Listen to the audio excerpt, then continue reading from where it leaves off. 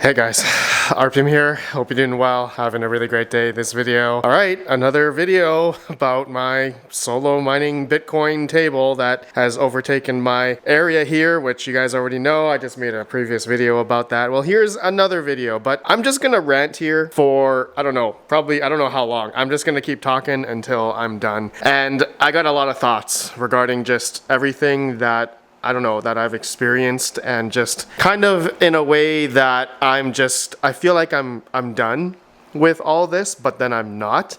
I'm just going to talk out of my head here just to give you guys my thoughts, because just to give the thought process of Red Panda mining and how I'm basically the person who is testing a lot of this stuff, and it just never ends. There's just so many of these models that just keep coming out, and don't get me wrong, I love it, but I feel like sometimes it just gets overwhelming. Like the previous video you guys saw, I had tons of stuff, and truly thank you to everyone who has purchased something. I've shipped out a good 5 or 6 things already today, and yeah, so it's been great in that regard. But there's something kind of looming over my head that I didn't really talk about in yesterday's video, and I kind of want to expand on that more. So we'll do that after today's sponsor. Are you tired of jumping between mining pools, swapping wallets, or even dealing with complicated payouts? Check out PowerPool.io. PowerPool has the top mining algorithms such as SHA-256, Script, EagleSong, X11, K-Heavy-Hash, and even ETC hash, letting you mine while optionally converting rewards into Bitcoin, USDC, or other supported coins. PowerPool helps you avoid holding volatile altcoin balances and simplifies treasury management, especially useful for mining farms or anyone tracking taxes and cash flow. Personally, over the past couple months, I've pointed all of my ASIC mining hardware to PowerPool, and I have found it to be the most profitable and honest when it comes to their auto conversions and adjustable payout options. If your goal is hash first, settlement later in BTC or stablecoins, PowerPool makes that workflow easy. Don't take my word for it. Test it yourself and sign up today using referral code RPM for 0.5% pool fees from their normal 1% pool fee structure for more coins in your wallet. Check out PowerPool.io, link below.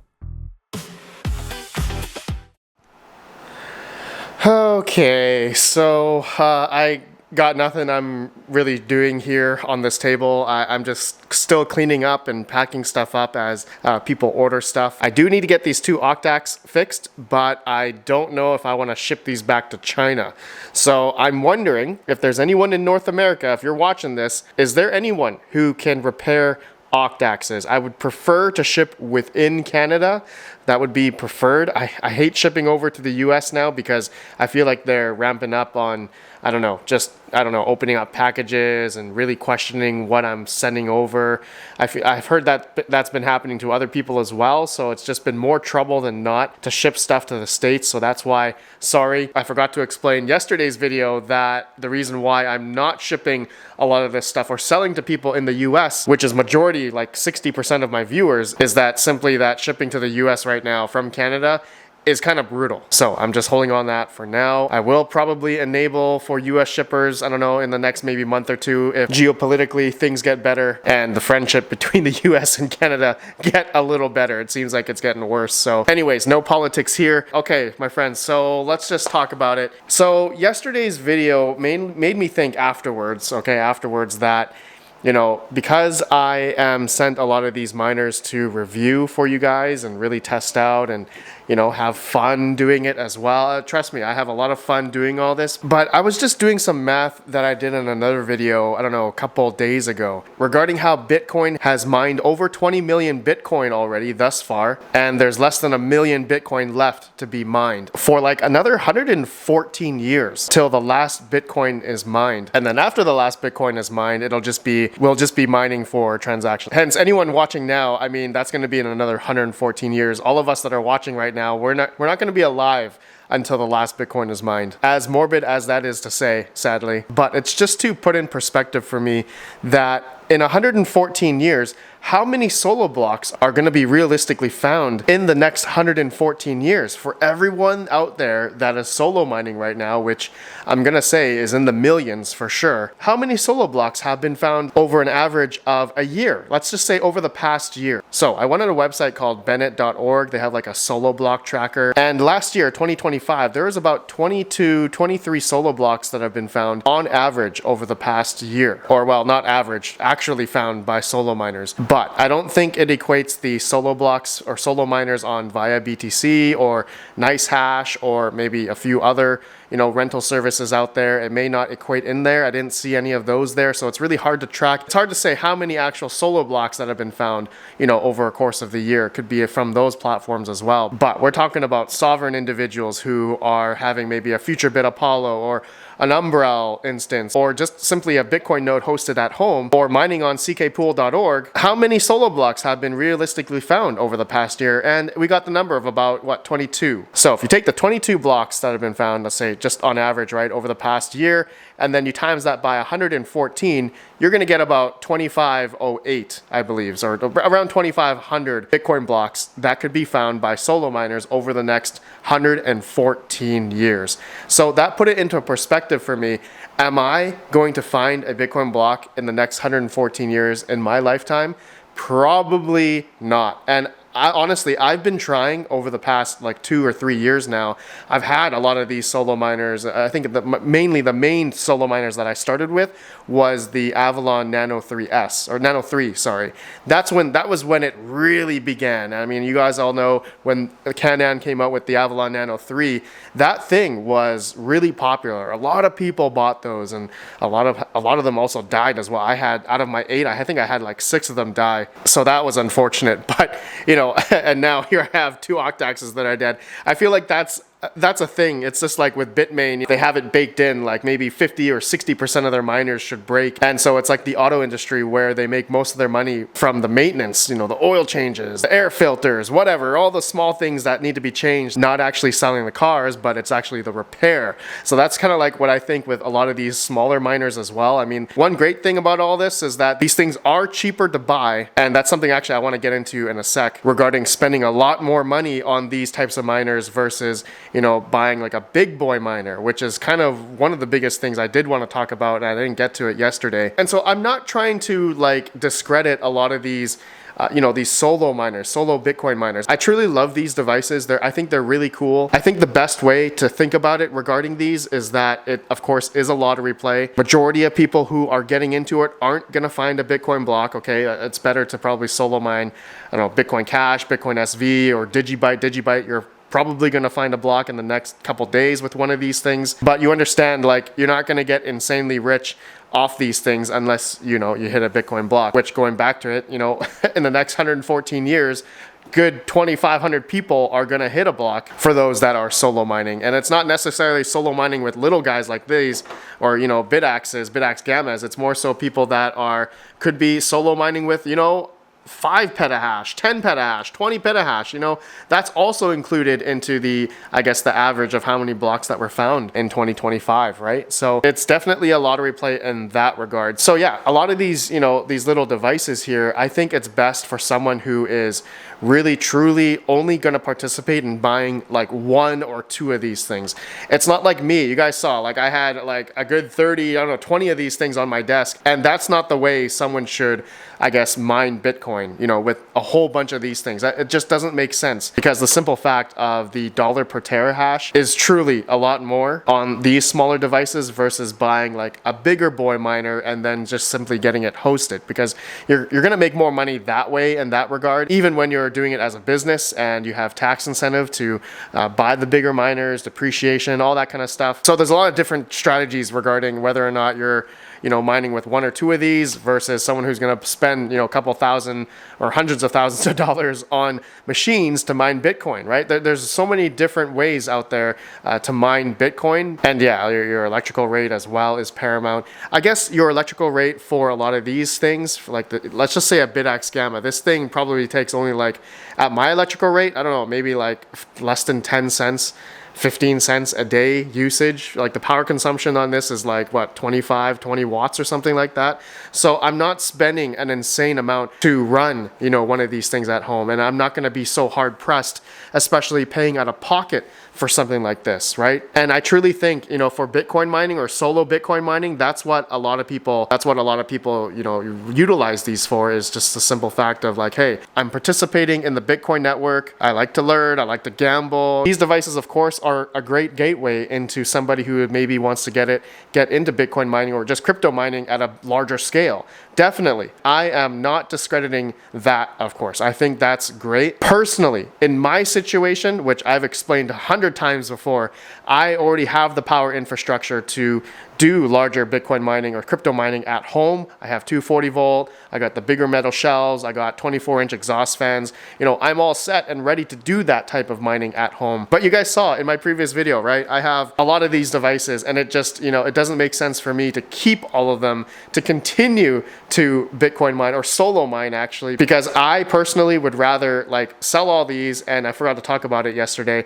I wanted to take that money that I'm going to be getting from these and buying bigger boy ASIC miners like a S21 XP, those are 270 terahash. Literally, I think I can get them right now for $2,600 right now. So if I simply just sold a good, six of these things, which combined hash rate would be about 30 terahash, 40 terahash maybe. It doesn't compare to the 270 terahash S21 XP, which obviously generates way more Bitcoin right now. Obviously, it uses a lot more power, but I'm going to be getting it hosted at a much cheaper electrical rate rather than at home for me running these, smaller devices. So again, it comes back to just for me personally, in my situation, having a lot of these smaller miners, it just doesn't make sense for me to run. I don't want to put these all around my house. Actually, here we go. So here's one of the big things, okay?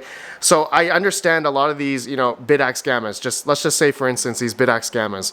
There are so many different mods for these things.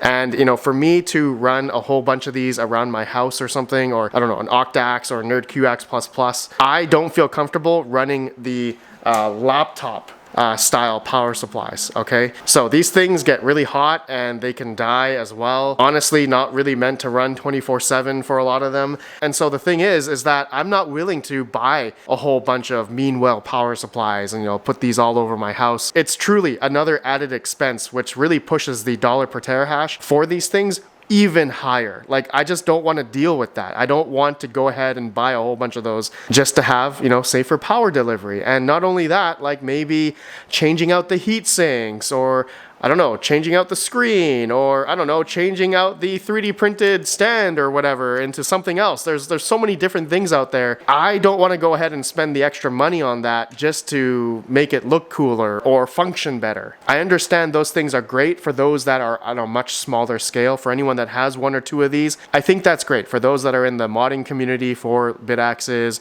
any type of Bitcoin miners out there, these smaller things, there's so many different mods out there. I'm not discrediting or putting down anyone in that regard. It's just personally for me, I'm not going to go out and keep on buying a lot of those things to where I really want to have these all over my house and spend that extra money. I would rather just go ahead and spend the extra money again on a bigger boy miner that I'm capable of running at my house or getting it hosted, and simply just to make a higher substantial amount of mining Bitcoin, not just solo mining. So again, I truly feel like all these smaller miners that are all out there, right? Bitaxe gammas, even the hammer miner, the script miners that are coming out now. These are, I think, going to be starting to become popular for the crowd that wants to do or get into script and solo mining Litecoin, merge mining Dogecoin. That's probably going to be the next big thing. And yeah, again, it's the same thing is going to apply. For me, I would rather get mining with an L9, the bigger boy Antminer L9 or AlphaPex units out there that have a much more higher effective hash rate, even though, sure, they take a lot more power. But for me personally, I'd rather run those. And again, I'm going to say for anyone that's running this at a smaller scale, at an apartment, just wants to participate on a smaller scale, this is great. I got nothing against these things. It's just totally depending on someone's, situation. So many different things out there I could keep on explaining, but oh yeah, so I guess I can't forget heat. Okay, heat is another big factor when it comes to, for anyone that is buying these little miners, they're also doing it for the utility of heat. So exactly for me, I have 5 of these Avalon Qs, and I use these to provide heat in my house. And I think that's a great way to, instead of using baseboard heaters or oil-based heaters, that I'm not wasting electricity for nothing, well, for heat. But at the same time, with Bitcoin miners like these, the Avalon Q, for instance, it also earns me Bitcoin. right? So I think that's even a better reason as to why someone would be, for anyone buying these things. I think these smaller ones though, they don't provide that much heat. Maybe in a small bathroom or maybe a small bedroom, sure, but something more effective like an Avalon Q, or maybe if you had like a few of these Nano 3Ss, these would be a good source of heat. And so I think that's definitely one of the biggest reasons why anyone would buy these, especially during the wintertime over the past couple months, is that these things are great heaters, and at the same time, you're mining a little bit of Bitcoin, right? Or solo mining, then you're not really hitting anything unless you hit a block with these. But again, goes back to extremely rare. 2,500 people probably in the next 114 years are going to hit a block. Kind of morbid to say in a way that our chances for everyone, all of us, it's funny to say, like you guys know, like I've had like 500 terahash worth of these small miners, I guess including my Avalon Qs and whatnot. I was solo mining Bitcoin and Bitcoin Cash for over the past like year and a half, and I didn't hit I did hit a Bitcoin Cash block last year with an Avalon Mini 3. That was great, but since then, I have not hit a Bitcoin block. I have not hit anything else. I've hit a few Digibyte blocks with these things, which is great, but it's nothing like substantial in my case. For anyone that, again, has one or two of these things, I think that's great. Definitely hitting lower difficulty blocks on other networks is, I think, a positive thing, just to see if you can hit a block, right? And that's what a lot of people have done with mining Digibyte or other SHA-256 algorithm networks out there. Look at that, Bitcoin. Over $71,000 now. Heck yeah. Yes, man, I love this Magic Miner MO01. This one actually has a lot of utility. Not only does it charges your phone, but it's like it has an alarm, graphs. It's also a little mini Bitcoin miner, but the hash rate on it is absolutely nothing. You won't even get a share. It didn't even register a share on my like one difficulty Bitcoin Cash node. It just wouldn't register a share at all. Anyways, guys, I think, I'm winding down my solo Bitcoin mining journey. The more I see, how many blocks have been realistically found over the past, 3 years, or just in the past year. We got 2 more years left until the next Bitcoin halving, which we go down from 3.125 to 1.5 or around there. So it's like in the next 2 years, that means a good, 44, 45, maybe 50 people are going to get lucky in hitting a Bitcoin block. Do I believe I'm going to be one of those 50 people? No, I don't. I think with my small scale amount of hash rate, and there's obviously people out there who have way more hash rate than I do, in the petahash that are, solo mining Bitcoin. I just feel that, I think it's best for me to really scale down all these, or just sell them. I'm already selling all these, and I'm just going to be accumulating Bitcoin by buying the bigger boy miners that are a more effective hash rate, that earn a lot more Bitcoin, more Satoshis, and also in the case of them being more profitable, of course, depending on the electrical rate that I get them hosted at. I think that it's going to be better for me in my situation. Again, anyone that has 1 or 2 of these things, I think that's the best way to go about it. Maybe if you want to also accumulate Bitcoin on a smaller scale, slowly, you're not going to get rich or anything, but just to, accumulate Bitcoin in a wallet that you're going to store and hold for that generational wealth in the next 10, 20 years or something, I think that's the way to go. Shout out to Tangem Wallet. They did open up my redpanda.tangem.com. I have my own Tangem cards. I think there's about 47 left as of recording. If you guys are interested, link down below to the best cold storage wallet that I use. I have a couple of them, and they're one of the best for having cold storage. Okay, my friends, I would like to know what you guys think. All right, this is no way of me saying that I'm negative or anything on all these things. I'm looking at the numbers, how many people have been hitting blocks, and I feel just personally in my situation, I'm not lucky enough to hit a block in the next 2 years, like a 3.125 Bitcoin block in the next 2 years. Halving comes, we're going down to 1.5. And for how many millions of people, multi-millions of people who are also solo mining Bitcoin out there with a lot of these smaller devices, okay, you guys have to really think that, there are millions of these Bitaxes out there for sure. There's been a lot of these that have sold out in the market, and there's a lot of people who are participating in Bitcoin and solo mining Bitcoin. So, just think about as how many people out there that are doing it. It's really competitive. And is that a game I want to play? No. So that's really something that I've been really thinking about recently, and just more and more as a lot of people are, trying their luck with these things. I hope everyone out there understands, if you're spending, lots of money on these and you're accumulating, 10, 5, 15 of these like I did, it's like a money pit. And especially talking about upgrades, doing upgrades on your Bitaxes, that just adds on more expense. And so I think that's, for me personally, again, that's money that I'd rather spend on a bigger boy miner and have a lot more effective hash rate, like a 270 terahash S21 XP. And if you guys are looking for S21 XPs, hit me up. I'm trying to get in on this group buy on S21 XPs, about 30 of them, MOQ 30. If you're interested, email me, contact redpandamining.com. And if you're someone who's looking for any other ASICs or even ASIC hosting, I can recommend you guys as well. Just hit me up, email, contact redpandamining.com, and I can talk with you there. Okay, guys, I think that's it. That's really, I just wanted to talk out of my head here because there's a few other things that I left out that I didn't really talk about in the previous video. And yeah, I just wanted to be more, I guess, honest in this regard as to how how I see things, and I guess in my perspective. I feel like I'm the only one that has like a little bit of a different perspective when it comes to these things. But you guys let me know if you guys have the same thoughts that I did, or what, are these like a grift? Are these snake oil? Are, for every reseller that are selling the shovels, they're the ones making money. And then the people who are buying these, they're not making the money, but they're, trying their luck on hitting a Bitcoin block. Let me know how you guys think about all this. I think it's just been very interesting over the past couple of years that all these devices have been coming out of the woodworks, and solo mining has become such a popular thing with a lot of people. But realistically, over the next 114 years, on average, maybe we're only going to have a good 2,500 people hit a block over the next 114 years. Is that something that you guys are going to try and gamble for? I don't want to do that anymore. You guys let me know. All right, I'll see you on the next one. Have a good one. Peace out.